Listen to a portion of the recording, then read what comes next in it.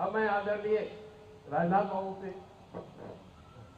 आग्रह करता हूं कि वो इस सभा को संबोधित करें। आदरणीय श्री राजनाथ जी।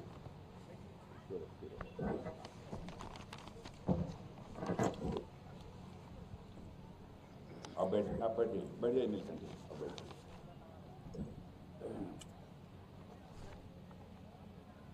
हमारे पूर्व सांसद और जो कि हिंदुस्तान की लोकसभा में डिप्टी स्पीकर रहे हैं, जिन्हें जिंदगी मैंने अपना नेता माना है, ऐसे आदरणीय कड़िया मुंडा जी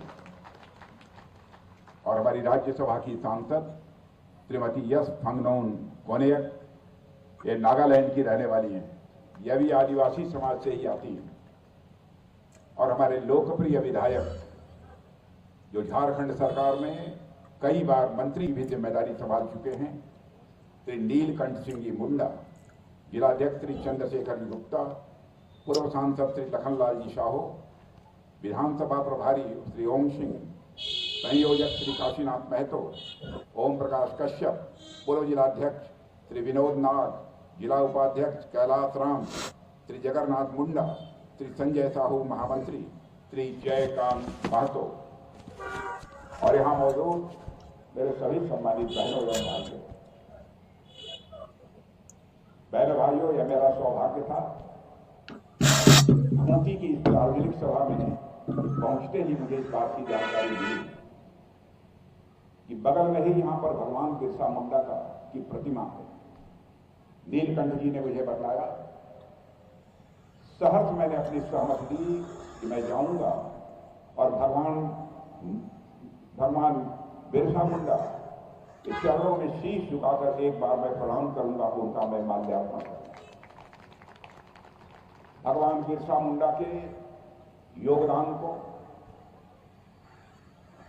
केवल झारखंड ही नहीं, मैं कह सकता हूं कि हिंदुस्तान कभी भूल नहीं करता।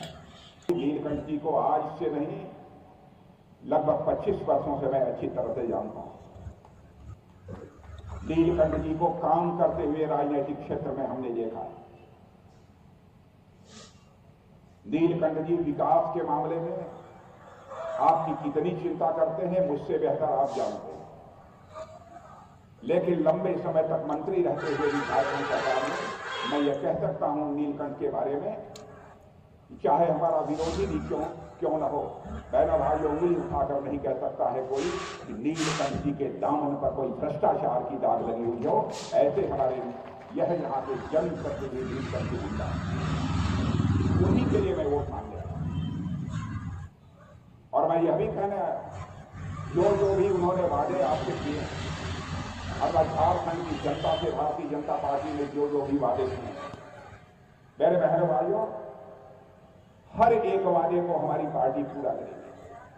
और यह बात मैं इसलिए दावे के साथ कहना चाहता हूं, यहां पढ़े लिखे लोग बड़ी संख्या में मौजूद हैं।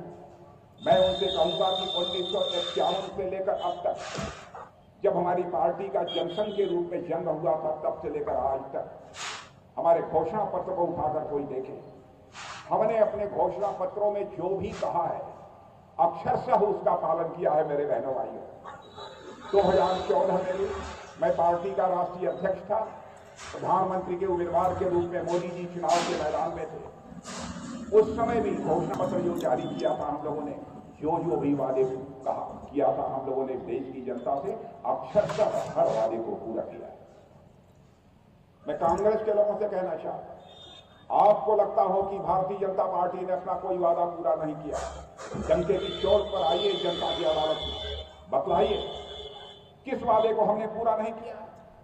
और हम डंके की चोट पर आपको बतला सकते हैं, जब भी हिंदुस्तान की जनता से कांग्रेस ने, झारखंड मुक्ति मोर्चा ने, राजद ने, इन लोगों ने वादे किए हैं, बहनों भाइयों, बराबर अपने वादों को उन्होंने कभी पूरा नहीं किया है और जनता के आंखों में धूल झोंक कर जनता का समर्थन हासिल करने की कोशिश की है। हमारी विश्वसनीयता पर कोई माखनलाल सवालिया निशान नहीं लगा सकता। हमारी कथनी और करनी में कोई अंतर नहीं। हम जो कहते हैं वह करते हैं। आज कल आप लोग यह देख रहे होंगे कि कांग्रेस के नेता बराबर यह दावा कर रहे हैं हम जल्दी ही जब हमारी सरकार बन जाएगी तो हम जातिगत जनगणना कराएंगे। भारत में कुल कितनी जातियां हैं हम इसका पता लगाएंगे। बहनों भाइयों, ये आपके साथ मैं मानता हूं ये धोखा है, और मैं याद दिलाना चाहता हूं कांग्रेस के दोस्तों को कि साल 2011 में एक सामाजिक आर्थिक जातीय जनगणना हुई थी और जिसमें करीब 46 लाख जातियां, उपजातियां और गोत्र निकल कर आए थे। और यह संख्या इतनी विशाल थी कि उस समय जिन लोगों ने रिपोर्ट तैयार की थी इस रिपोर्ट को सार्वजनिक भी उन्होंने नहीं किया था। यह हालत हो गई थी। समाज कल्याण मंत्रालय के अनुसार अनुसूचित जातियां लगभग 1200 से अधिक थी और अनुसूचित जनजातियां लगभग 750 से अधिक थी और ओबीसी जातियां लगभग 2500 के आसपास थी। यह जात का पिटारा उन्होंने खोलकर कांग्रेस यह कितना भला करना चाहती है। और मैंने कहा कि 50 वर्षों तक आपने इस हिंदुस्तान में हुकूमत की है, आपको पहले क्यों नहीं आपने चिंता की जातिगत जनगणना चलानी चाहिए और जात के आधार पर लोगों को आरक्षण की सुविधा देनी चाहिए। मैं कांग्रेस पार्टी के राष्ट्रीय अध्यक्ष श्री खड़गे जी से यह मैं कहना चाहता हूं कि हजारों लाखों की संख्या में जो जातियां हैं उनके कल्याण। नीलकंठ जी को काम करते हुए राजनीतिक क्षेत्र में हमने देखा है। नीलकंठ जी विकास के मामले में आपकी कितनी चिंता करते हैं मुझसे बेहतर आप जानते हैं, लेकिन लंबे समय तक मंत्री रहते हुए भी झारखंड सरकार में मैं यह कह सकता हूं नीलकंठ के बारे में, चाहे हमारा विरोधी भी क्यों न हो, बहनों भाइयों, उंगली उठाकर नहीं कह सकता है कोई कि नीलकंठ जी के दामन पर कोई भ्रष्टाचार की दाग लगी हुई हो। ऐसे हमारे यह यहाँ के जनप्रतिनिधि नीलकंठ जी गुंडा, उन्हीं के लिए मैं वोट मांगने आया। और मैं यह भी कहने आया जो भी उन्होंने वादे आपसे किए हैं अथवा झारखंड की जनता से भारतीय जनता पार्टी ने जो भी वादे किए हैं, मेरे बहनों भाइयों, हर एक वादे को हमारी पार्टी पूरा करेगी। और यह बात मैं इसलिए दावे के साथ कहना चाहता हूं, यहां पढ़े लिखे लोग बड़ी संख्या में मौजूद हैं। मैं उनसे कहूंगा कि 1951 से लेकर अब तक जब हमारी पार्टी का जनसंघ के रूप में जन्म हुआ था तब से लेकर आज तक हमारे घोषणा पत्र को उठाकर कोई देखे, हमने अपने घोषणा पत्रों में जो भी कहा है अक्षरशः उसका पालन किया है। मेरे बहनों भाइयों, 2014 में भी मैं पार्टी का राष्ट्रीय अध्यक्ष था, प्रधानमंत्री के उम्मीदवार के रूप में मोदी जी चुनाव के मैदान में थे। उस समय भी घोषणा पत्र जो जारी किया था हम लोगों ने, जो भी वादे किया था हम लोगों ने देश की जनता से, अक्षरशः हर वादे को पूरा किया है।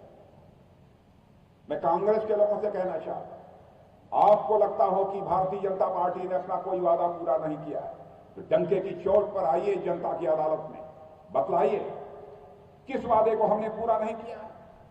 और हम डंके की चोट पर आपको बतला सकते हैं, जब भी हिंदुस्तान की जनता से कांग्रेस ने, झारखंड मुक्ति मोर्चा ने, राजद ने, इन लोगों ने वादे किए हैं, बहनों भाइयों, बराबर अपने वादों को उन्होंने कभी पूरा नहीं किया है और जनता के आंखों में धूल झोंक कर जनता का समर्थन हासिल करने की कोशिश की है।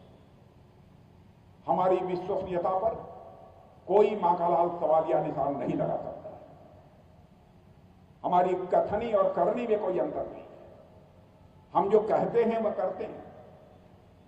आज कल आप लोग यह देख रहे होंगे कि कांग्रेस के नेता बराबर यह दावा कर रहे हैं कि हम जल्दी ही जब हमारी सरकार बन जाएगी तो हम जातिगत जनगणना कराएंगे। भारत में कुल कितनी जातियां हैं हम इसका पता लगाएंगे।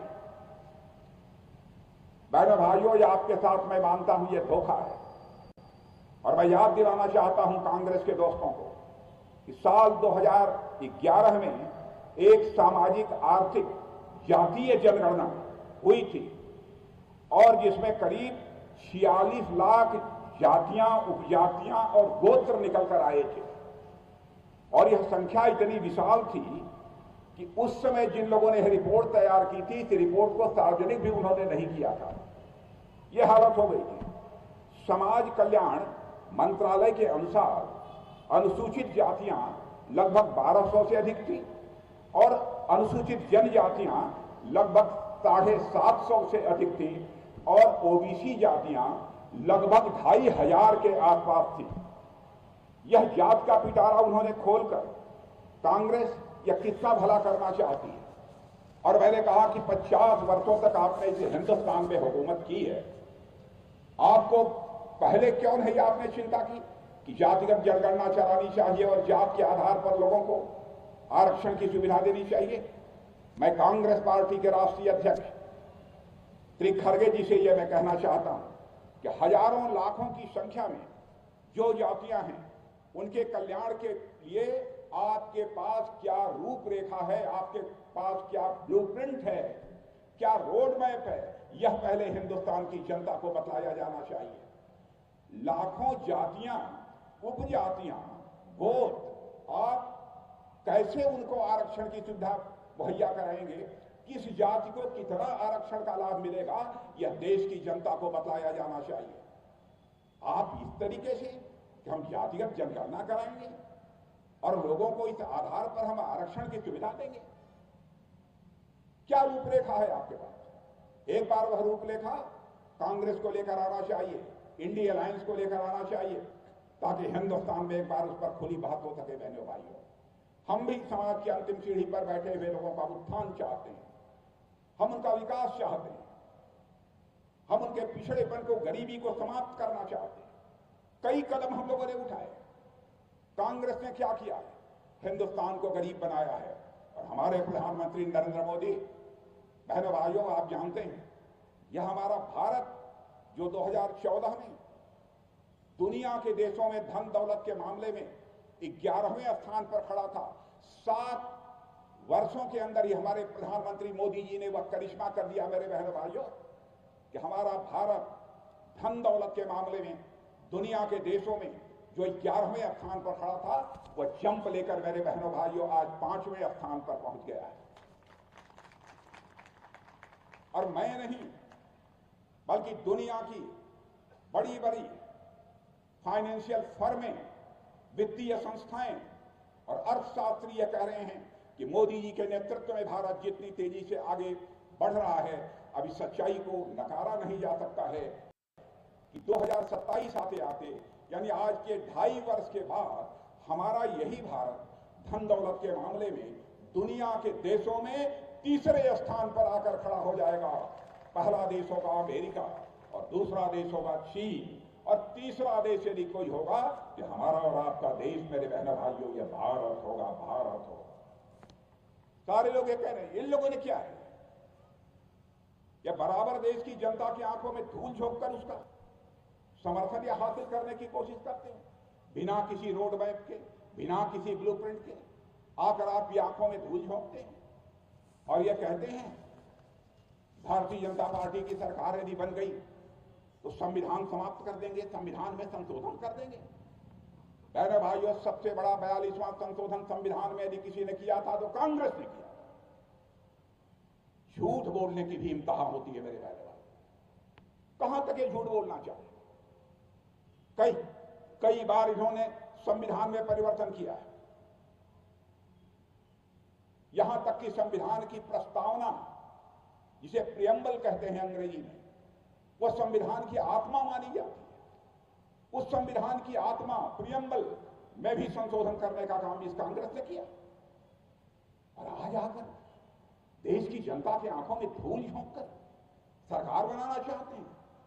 मैं कांग्रेस के दोस्तों को बतलाना चाहता हूं, इंडिया अलायंस के लोगों को बतलाना चाहता हूं, 75 वर्षों के इस आजादी के काल में जनता राजनीतिक दृष्टि से काफी जागरूक हो चुकी है मेरे बहनों भाइयों।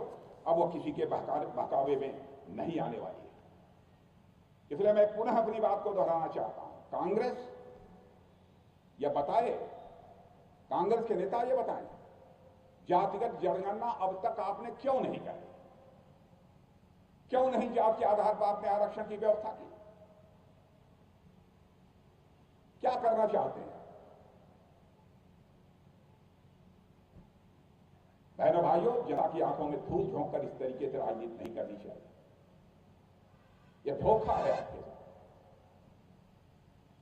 और मैं आपसे कहूंगा, यदि कांग्रेस के लोग मिलते हैं तो ये बतलाइए, पूछिए कि आप ये बताओ इस हिंदुस्तान में कितनी जातियां हैं, किस जाति को कितना आरक्षण दोगे।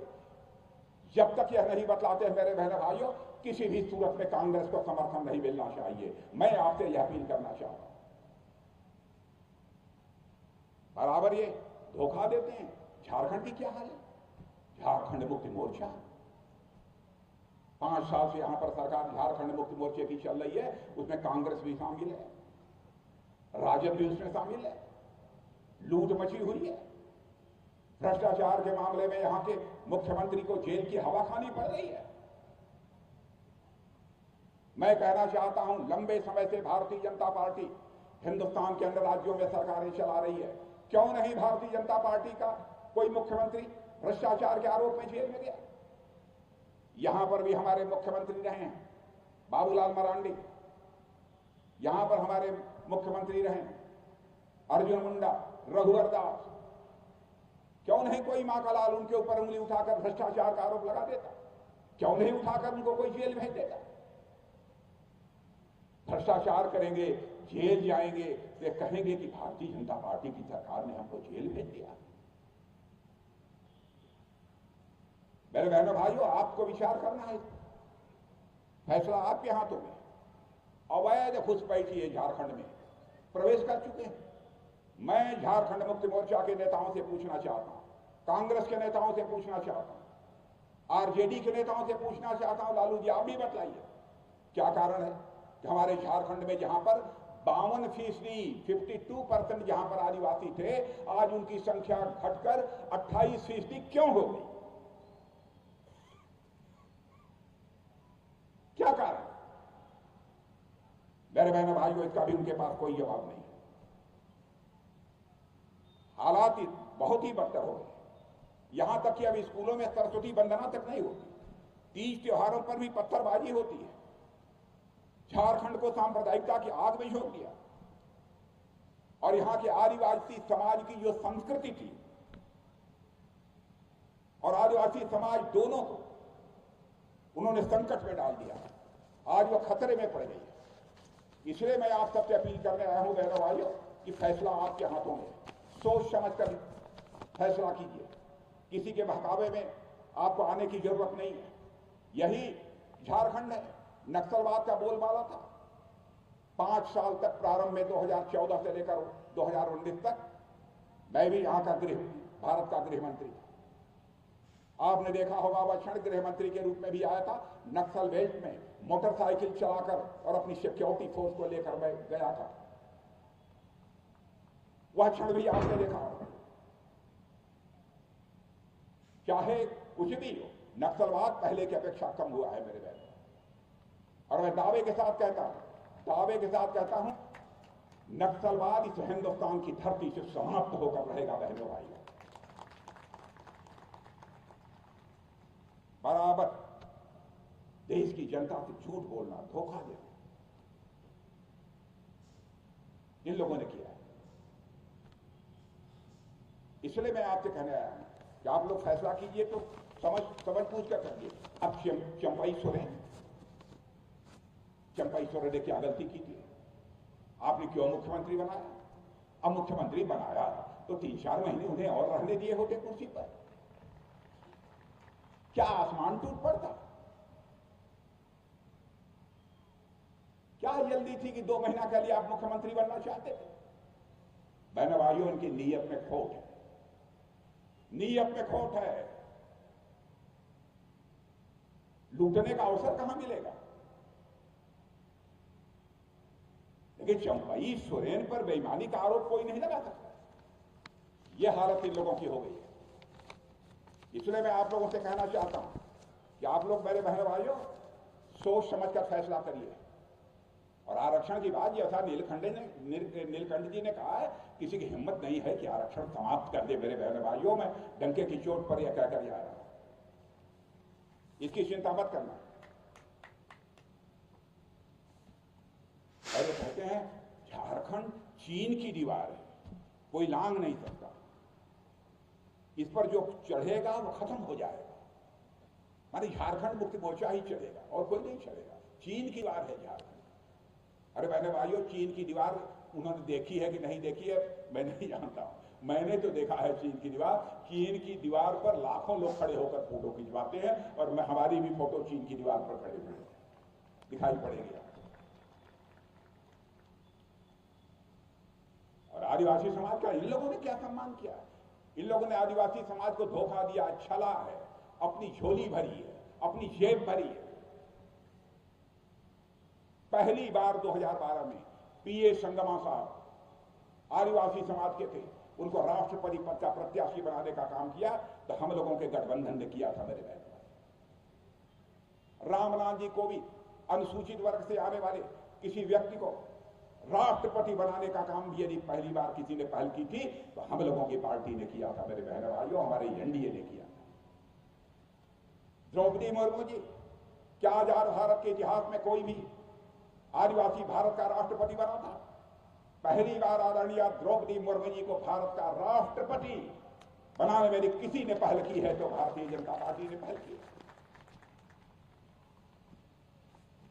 ये कहते हैं कि आएंगे तो धारा 356 संविधान की लगाकर ये बराबर सरकारों को सबको भंग कर देंगे।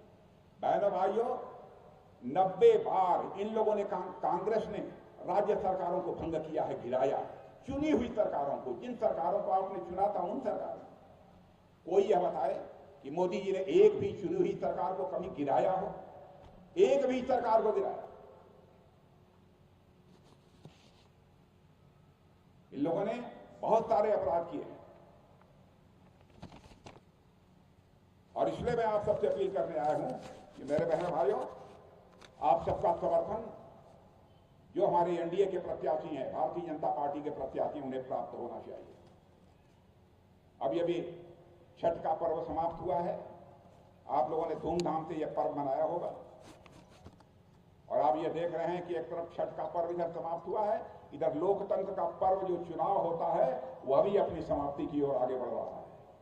और जैसे जैसे यह चुनावी लोकतंत्र का चुनावी पर्व आगे बढ़ता जा रहा है, लोगों का विश्वास यह पक्का होता जा रहा है सारे हिंदुस्तान में कि झारखंड में सरकार यदि किसी की बनने जा रही है तो भारतीय जनता पार्टी के नेतृत्व की एनडीए सरकार बनने जा रही है।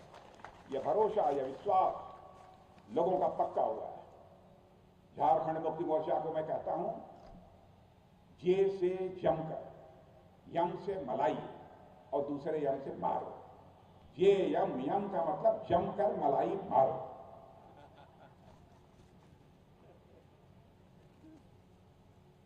यह है इनकी पार्टी।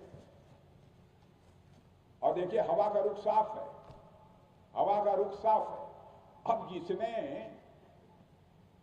इनकी प्रस्तावना की थी चुनाव के लिए, आपके यहां के मुख्यमंत्री हेमंत सोरेन जी की, मंडल मुर्मू ने इनकी प्रस्तावना की, दस्तखत बनाया कि आप विधानसभा चुनाव लड़ो।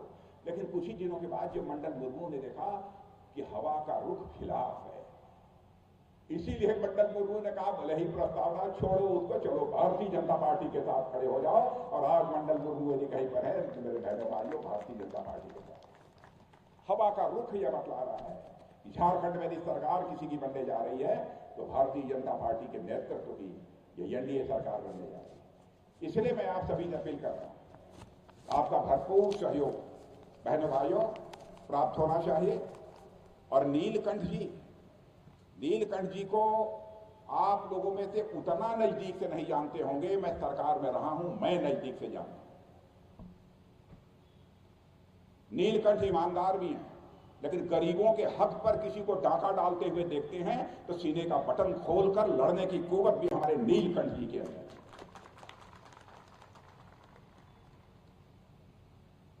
इसलिए मैं कहने आया हूं कि आप सबका समर्थन इन्हें प्राप्त होना चाहिए। अब कुछ बातें इन्होंने कही, हम लोग करेंगे क्या? पहले तो मेरे बहनों भाइयों आप सुन लेना, घुसपैठिए जो आए हैं बाहर से, उनके द्वारा कब्जाई गई जमीन को वापस कराने के लिए, फिर से आपको दिलाने के लिए हम लोग एक नया कानून बनाएंगे। ये मंजूर है? पीछे के लोगों को मंजूर है? और वनाधिकार पट्टों का वितरण करेंगे, वनाधिकार पट्टों का यह वितरण सुनिश्चित करेंगे और आदिवासी और अनुसूचित जातियों के ऊपर वन विभाग के द्वारा जो छोटे मोटे मुकदमे दर्ज हैं उसकी समीक्षा करके हम उनको वापस लेंगे। यह ठीक है? 500 रुपये में एलपीजी गैस सिलेंडर, 500 में जो 1200 में मिलती है, 500 रुपये में। अब अभी साल में 2 एलपीजी गैस सिलेंडर मुफ्त। जितना हलवा पकाना हो हलवा पका के खा लो। और 5 वर्षों में 5 लाख स्वरोजगार के अवसर सुनिश्चित करेंगे। 2,27,500 सरकारी पदों पर निष्पक्ष पारदर्शी तरीके से हम लोग नियुक्ति करेंगे। और यहां पर बीए, एमए यानी जो स्नातक और स्नातकोत्तर पास हैं उनके लिए मैं कहना चाहता हूं, उनको अपना कैरियर बनाने के लिए उनको नौकरी नहीं मिली है, 2 वर्ष तक उन्हें हम 2,000 रुपया प्रतिमाह मुहैया कराएंगे।